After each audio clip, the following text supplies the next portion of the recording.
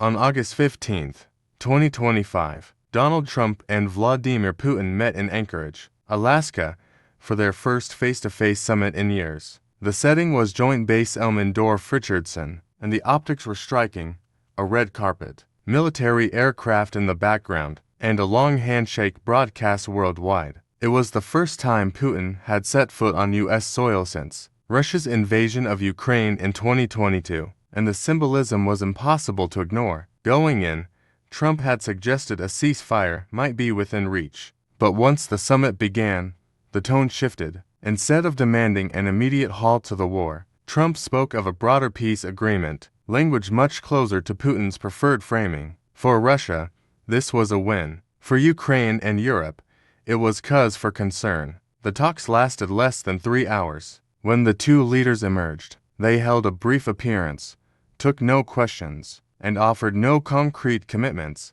Trump claimed many points were agreed, but gave no details. The summit ended earlier than planned, and there was no ceasefire, no treaty, no timetable for negotiations. Behind the scenes, reports suggest Putin pressed for recognition of Russian control over Donetsk and Luhansk, key regions in eastern Ukraine. In effect, he wanted Ukraine to give up territory in exchange for a freeze in fighting. President Volodymyr Zelenskyy has repeatedly rejected such terms, insisting no land will be traded for peace. Still, after the meeting, Trump phoned Zelenskyy and urged him to consider Putin's position, warning that Moscow wanted even more. That message unsettled Kyiv and raised alarms across Europe. In practical terms, the Alaska summit produced almost nothing. But for Putin, it was still a symbolic victory. He appeared on U.S. soil, standing shoulder to shoulder with an American president, and he avoided new sanctions or penalties.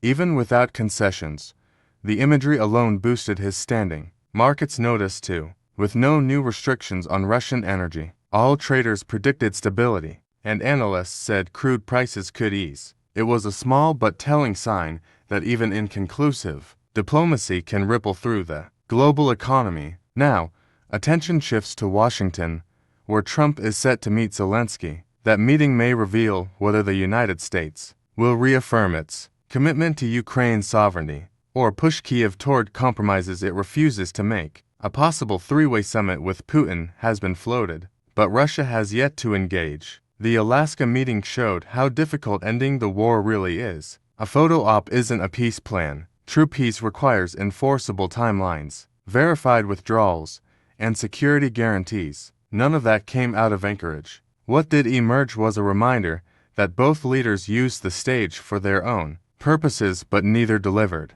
progress for Ukraine. Anchorage wasn't a breakthrough, it was a performance. And for now, the war continues.